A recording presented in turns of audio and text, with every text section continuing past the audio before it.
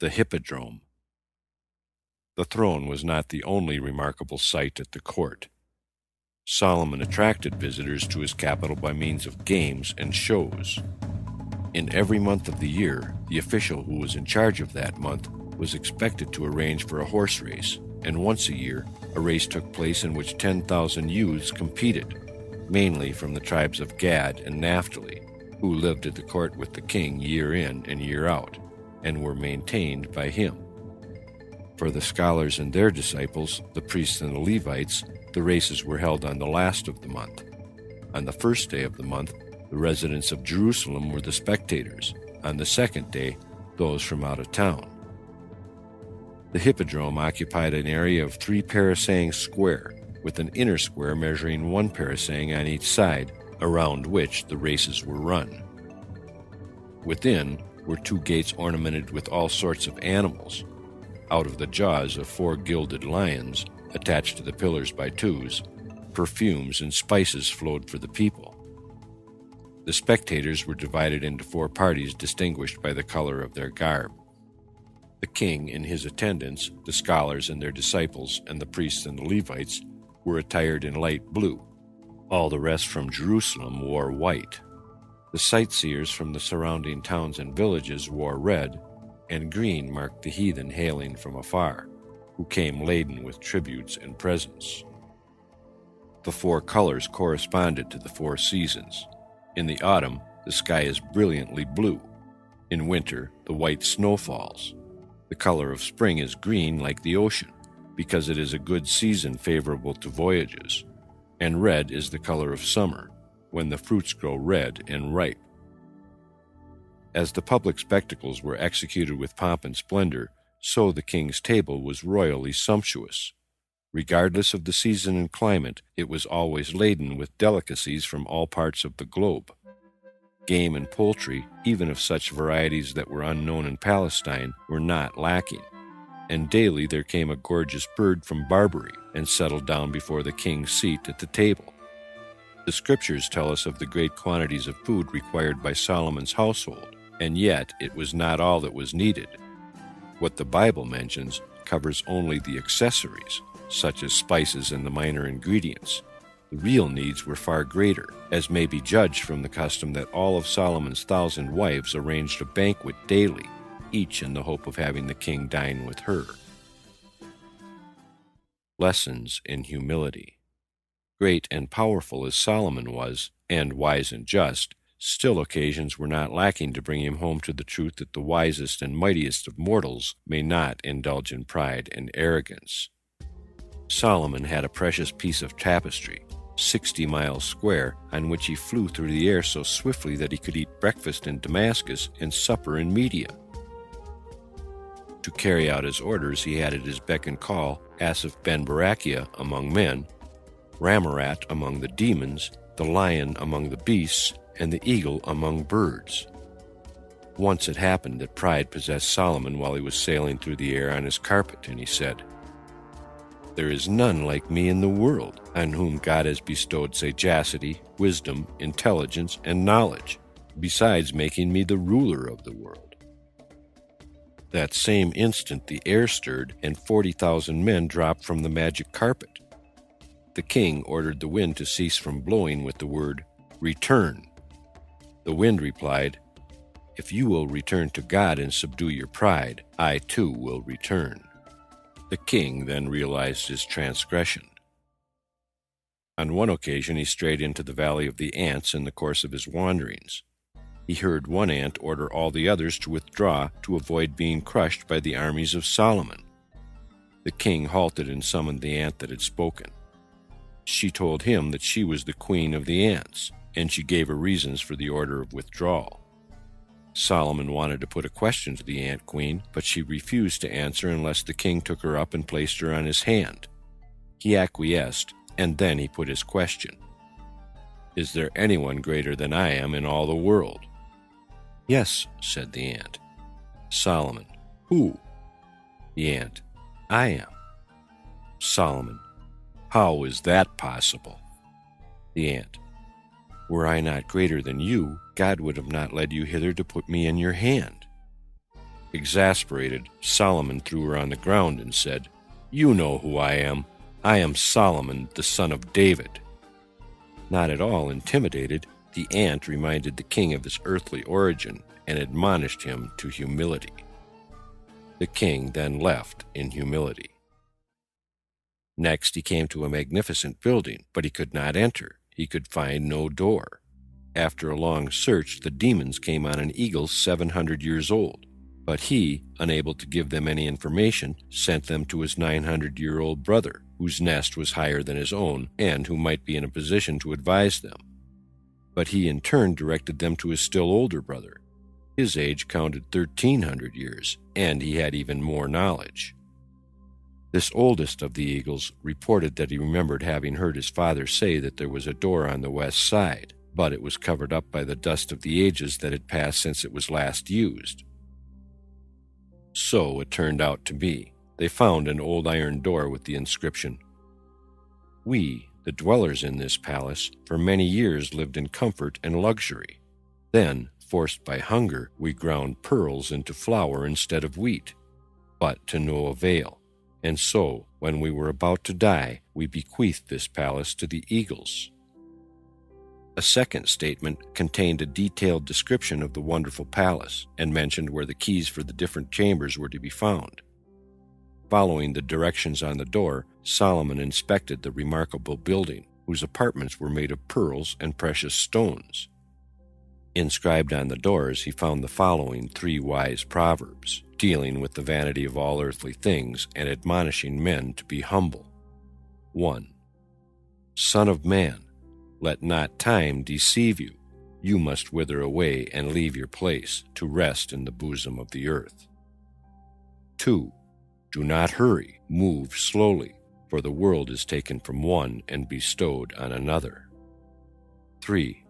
Furnish yourself with food for the journey. Prepare your meal while daylight lasts, for you will not remain on earth forever, and you know not the day of your death. In one of the chambers, Solomon saw a number of statues, among them one that looked alive. When he approached it, it called out in a loud voice, "Come, you Satans! Solomon has come to undo you." Suddenly, there arose great noise and tumult among the statues. Solomon pronounced the name, and quiet was restored. The statues were overthrown, and the sons of the Satans ran into the sea and were drowned. From the throat of the lifelike statue, he drew a silver plate inscribed with characters which he could not decipher. But a youth from the desert told the king, "These letters are Greek, and the words mean, I, Shaddad ben Ad, ruled over 1,000,000 provinces, rode on 1,000,000 horses, and had 1,000,000 kings under me, and slew 1,000,000 heroes. Yet, when the angel of death approached me, I was powerless." Asmodeus.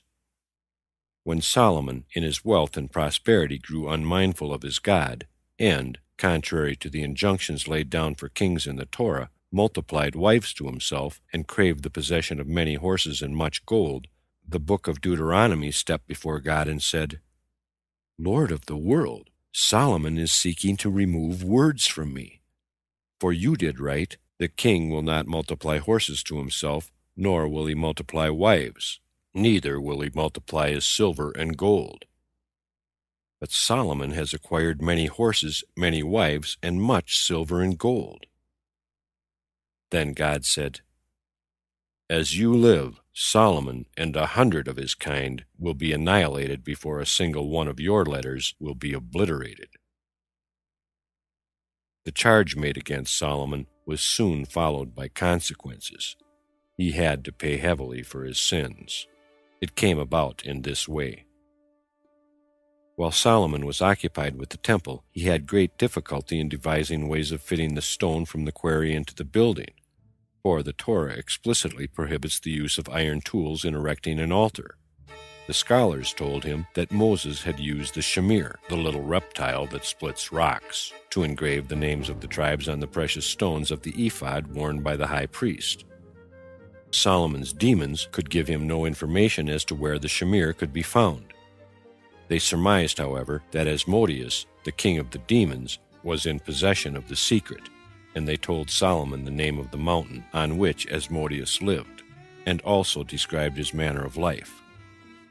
On this mountain there was a well from which Asmodeus got his drinking water.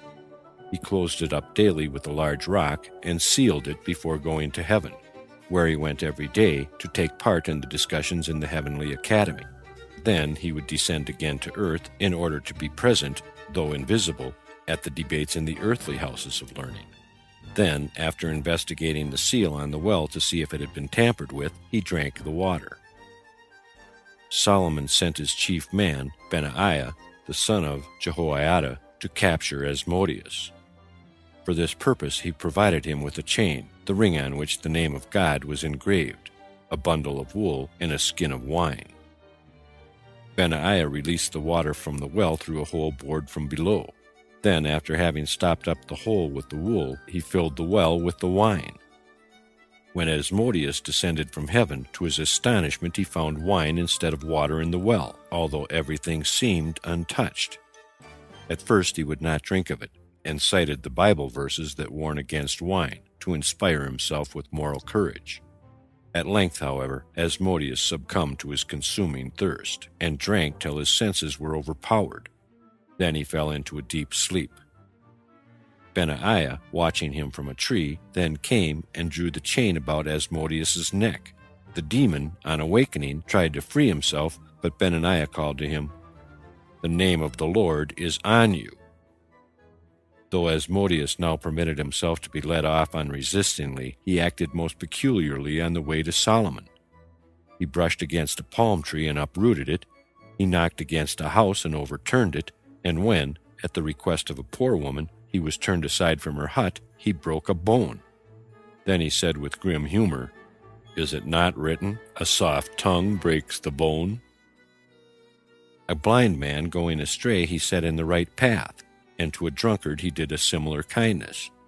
He wept when a wedding party passed them, and laughed at a man who asked his shoemaker to make him shoes that would last for 7 years, and at a magician who was publicly showing his skill. Having arrived at the end of the journey, Asmodeus, after several days of waiting, was led before Solomon, who questioned him about his strange conduct on the journey. Asmodeus answered that he judged persons and things according to their real character, and not according to their appearance in the eyes of human beings. He cried when he saw the wedding company, because he knew the bridegroom had not a month to live. And he laughed at him who wanted shoes to last 7 years, because the man would lose them within 7 days. Also at the magician, who pretended to disclose secrets, but did not know that a buried treasure lay under his very feet. The blind man, whom he set on the right path, was one of the perfect pious, and he wanted to be kind to him. On the other hand, the drunkard to whom he did a similar kindness was known in heaven as a very wicked man, but he happened to have done a good deed once and was rewarded accordingly. Asmodeus told Solomon that the shamir was given by God to the angel of the sea, and that angel entrusted none with the shamir except the moorhen, which had taken an oath to watch the shamir carefully. The moorhen takes the shamir with her to the mountains which are not inhabited by men, splits the mountains by means of the shamir, and injects seeds, which grow and cover the naked rocks. Then they can be inhabited. Solomon sent one of his servants to seek the nest of the bird and lay a piece of glass over it. When the moorhen came and could not reach her young, she flew away and fetched the shamir and placed it on the glass. Then the man shouted, and so terrified the bird that she dropped the shamir and flew away. By this means the man obtained possession of the coveted shamir, and bore it back to Solomon. But the moorhen was so distressed at having broken her oath to the angel of the sea that she committed suicide. Although Asmodeus was captured only for the purpose of getting the shamir, Solomon nevertheless kept him after the completion of the temple. One day the king said to Asmodeus that he did not understand where the greatness of the demons lay, if their king could be kept in bonds by a mortal. Asmodeus replied that if Solomon would remove his chains and lend him the magic ring, he would prove his own greatness. Solomon agreed. The demon then stood before him with one wing touching heaven and the other reaching to earth, snatched up Solomon, who had parted with his protecting ring and threw him 400 parasangs away from Jerusalem, and then palmed himself off as king. Solomon as beggar. Banished from his home and deprived of his realm, Solomon wandered about in far-off lands among strangers, begging for his daily bread. His humiliation did not end there.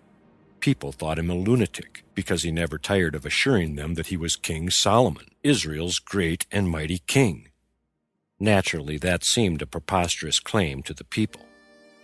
He reached the lowest depth of despair, however, when he met someone who recognized him. The recollections and associations that stirred within him then made his present misery almost unbearable. It had happened that in his wanderings he met an old acquaintance, a rich and well-considered man who gave a sumptuous banquet in honor of the king. At the meal, his host spoke to Solomon constantly of the magnificence and splendor he had once seen with his own eyes at the court of the king. These memories moved the king to tears, and he wept so bitterly that when he arose from the banquet he was satiated, not with the rich food, but with salt tears. The following day it again happened that Solomon met an acquaintance of former days, this time a poor man, who nevertheless entreated Solomon to do him the honor and break bread under his roof. All that the poor man could offer his distinguished guest was a meager dish of greens. But he tried in every way to assuage the grief that oppressed Solomon. He said, "My lord and king, God has sworn to David that he would never let the royal dignity depart from his house, but it is the way of God to reprove those who he loves, if they sin. Rest assured, he will restore you in good time to your kingdom." These words of his poor host were more soothing to Solomon's bruised heart than the banquet the rich man had prepared for him. It was the contrast between the consolations of these two men that he applied the verse in Proverbs. Better is a dinner of herbs where love is than a fat ox, and hatred served along with it. For 3 long years Solomon journeyed about, begging his way from city to city and country to country, atoning for the 3 sins by which he had set aside the commandment laid on kings in Deuteronomy, not to multiply horses, wives, silver, or gold. At the end of that time, God took mercy on him for the sake of his father David, and for the sake of the pious princess Naamah, the daughter of the Ammonite king, destined by God to be the ancestress of the Messiah. The time was approaching when she was to become the wife of Solomon and reign as queen in Jerusalem. God therefore led the royal wanderer to the capital city of Ammon. Solomon took a job as underling with the cook in the royal household, and proved himself so proficient in the culinary art that the king of Ammon raised him to the post of chief cook. Thus he came under the notice of the king's daughter, Naamah, who fell in love with her father's cook. Her parents tried to persuade her to choose a husband fitting her rank. Not even the king's threat to have her and her beloved executed could turn her thoughts away from Solomon. Then the Ammonite king had the lovers taken to a barren desert in the hope they would die of starvation. Solomon and his wife wandered through the desert until they came to a city situated by the seashore. They purchased a fish and fought off death. When Naamah prepared the fish, she found in its belly the magic ring belonging to her husband, which he had given to Asmodeus, and which, thrown into the sea by the demon, had been swallowed by the fish. Solomon recognized his ring and put it on his finger, and in the twinkling of an eye he transported both of them to Jerusalem. Asmodeus, who had been posing as King Solomon during the 3 years, was thrown out, and Solomon again ascended the throne. Later on, he had the king of Ammon come before his tribunal and called him to account for the disappearance of the cook and the cook's wife, accusing him of having killed them. The king of Ammon protested that he had not killed, but only banished them. Then Solomon had the queen appear, and to his great astonishment and still greater joy, the king of Ammon recognized his daughter. Solomon succeeded in regaining his throne only after undergoing many hardships. The people of Jerusalem considered him a lunatic because he said he was Solomon. After some time, the members of the Sanhedrin noticed his peculiar behavior, and they investigated the matter. They found that a long time had passed since Benaiah, the confidant of the king, had been permitted to enter the presence of the usurper. Furthermore, the wives of Solomon and his mother Bathsheba informed them that the behavior of the king had completely changed. It was not befitting royalty, and in no respect like Solomon's former manner. It was also very strange that the false king never by any chance allowed his foot to be seen, for fear, of course, of betraying his demon origin. The Sanhedrin, therefore, gave the king's magic ring back to the wandering beggar who called himself King Solomon, and had him appear before the pretender of the throne. As soon as Asmodeus caught the sight of the true king, protected by his magic ring, he quickly flew away. Solomon did not escape unscathed. The sight of Asmodeus in all his forbidding ugliness had so terrified him that from then on he had his room surrounded at night with all the valiant heroes of the people. The Court of Solomon. As David had been surrounded by great scholars and heroes of repute, so the court of Solomon was the gathering place of the great of his people. The most important of all them was Benaiah, who had no peer for learning and piety, either in the time of the first or the second temple. In his capacity as the chancellor of Solomon, he was the object of the king's special favor. He was frequently invited to play chess with the king. The wise king, naturally, was always the winner. One day, Solomon left the chessboard for a moment. Benaiah took advantage and removed one of the king's chessmen, and the king lost the game. Solomon gave much thought to the occurrence. He came to the conclusion that his chancellor had dealt dishonestly with him, and he was determined to give him a lesson. A few days later, Solomon noticed two suspicious characters hanging about the palace. Acting at once on an idea that occurred to him, he put on the clothes of one of his servants and joined the two suspects. The three of them, he proposed, should attempt to rob the royal palace, and he brought forth a key that would gain them entrance. While the thieves were occupied in gathering booty, the king roused his servants, and the malefactors were taken into custody. Next morning, Solomon appeared before the Sanhedrin, which was presided over by Benaiah, and he wanted to know what punishment should be given to a thief. Benaiah, seeing no delinquents before him, and unwilling to believe that the king would concern himself about the apprehension of thieves, was convinced that Solomon wanted to punish him for his dishonest play. He fell at the feet of the king, confessed his guilt, and begged his pardon. Solomon was pleased to have his supposition confirmed, and also to have Benaiah acknowledge his wrongdoing. He assured him he had no evil designs against him, and that when he asked the question of the Sanhedrin, he had the real thieves in mind. Another incident happened in which Benaiah played a part. The king of Persia was very sick, and his physician told him he could be cured only by the milk of a lioness. The king accordingly sent the physician bearing rich presents to Solomon, as the only being in the world who might discover in his wisdom means to obtain lion's milk. Solomon charged Benaiah to fulfill the Persian king's wish. Benaiah took a number of young sheep and went to a lion's den. Daily he threw a sheep to the lioness, and after some time the beast became familiar with him, and he could finally approach close enough to draw milk from her udders. On the way back to the Persian king, the physician who had recommended the milk cure dreamed a dream. All the organs of his body, his hands, feet, eyes, mouth, and tongue, were quarreling with each other, each claiming the greater share of credit in procuring the remedy for the Persian monarch. When the tongue claimed its superiority to the cause of the king's service, the other organs rejected its claim as totally unfounded. The physician did not forget the dream, and when he appeared before the king he spoke, "Here is the dog's milk which we were sent to fetch you."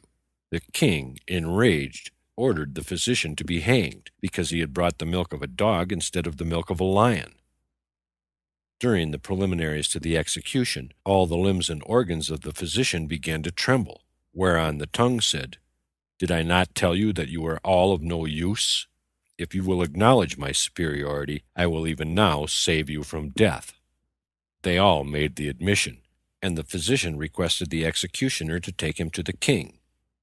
Once in the presence of his master, he begged him, as a special favor, to drink of the milk he had brought.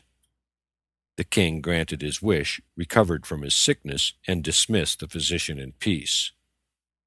So it came about that all the organs of the body acknowledged the supremacy of the tongue. Besides Benaiah, Solomon's two scribes, Eli-Horeph and Ahijah, the sons of Shisha, deserve mention. They both met their death in a most peculiar way. Solomon once noticed a careworn expression on the countenance of the angel of death.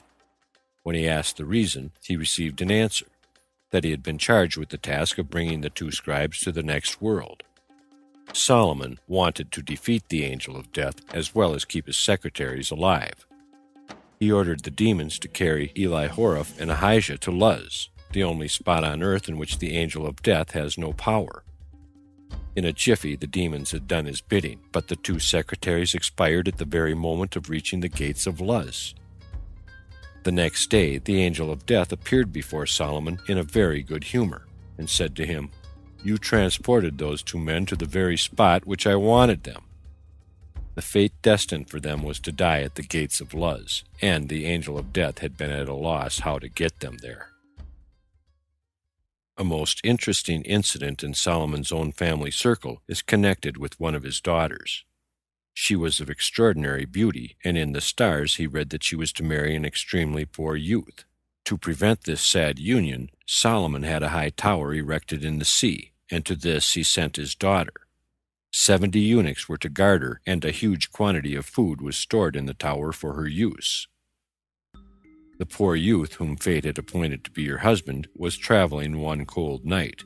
He did not know where to rest his head when he spied the torn carcass of an ox lying in the field. In this he lay down to keep warm. When he was comfortably inside it, there came a large bird, which took the carcass and bore it, together with the youth stretched out in it, to the roof of the tower in which the princess lived, and, settling down there, began to devour the flesh of the ox. In the morning, the princess, according to her habit, ascended to the roof to look out on the sea. Then she caught sight of the youth. She asked him who he was and who had brought him there. He told her that he was a Jew from Acho and had been carried to the tower by a bird. She showed him to a chamber where he could wash, anoint himself, and array himself in fresh clothes. Then it appeared that he possessed unusual beauty. Besides, he was a scholar of great attainment and of acute mind. So it came about that the princess fell in love with him. She asked him whether he would have her to wife, and he assented gladly. He opened one of his veins and wrote the marriage contract with his own blood. Then he pronounced the formula of marriage, taking God and the two archangels, Michael and Gabriel, as witnesses, and she became his wife, legally married. After some time, the eunuchs noticed that she was pregnant. Their questions brought forth the suspected truth, and they sent for Solomon. His daughter admitted her marriage, and the king, though he recognized in her husband the poor man predicted in the constellation, thanked God for his son-in-law, distinguished no less for learning than for his handsome appearance. The division of the kingdom. The division of the kingdom into Judah and Israel, which took place soon after the death of Solomon, had cast its shadow before. When Solomon, on the day after his marriage with the Egyptian princess, disturbed the regular course of the temple service by sleeping late with his head on the pillow under which lay the key of the temple, Jeroboam, with 80,000 Ephraimites, approached the king and publicly called him to account for his negligence. God then administered a reproof to Jeroboam. "Why do you reproach a prince of Israel? As you live, you will have a taste of his rulership, and you will see you are not equal to its responsibilities." On another occasion, a clash occurred between Jeroboam and Solomon. The latter ordered his men to close the openings David had made in the city wall to facilitate the approach of the pilgrims to Jerusalem. This forced them all to walk through the gates and pay the toll. The tax collected, Solomon gave to his wife, the daughter of Pharaoh, as pin money. Indignant at this, Jeroboam questioned the king about it in public. In other ways, too, he failed to pay respect due royal position. as his father before him, Sheba, the son of Bichri, had rebelled against David, misled by signs and tokens, which he had falsely interpreted as pointing to his own kingship, when in reality they concerned themselves with his son. It was when Jeroboam was preparing to depart from Jerusalem forever, in order to escape the dangers to which Solomon's displeasure exposed him, that Ahijah of Shiloh met him with the divine tidings of his elevation to the kingship. The prophet Ahijah, of the tribe of Levi, was venerable, not only by reason of his old age — his birth occurred at least 60 years before the exodus from Egypt — but because his piety was so profound. Even a saint of such exalted standing as Simon ben Yohai associated Ahijah with himself. Simon once exclaimed, "My merits and Ahijah's together suffice to atone for the iniquity of all sinners from the time of Abraham until the advent of the Messiah." Next, Jeroboam. End part 82 of 95, TheLegendsOfTheJews.com.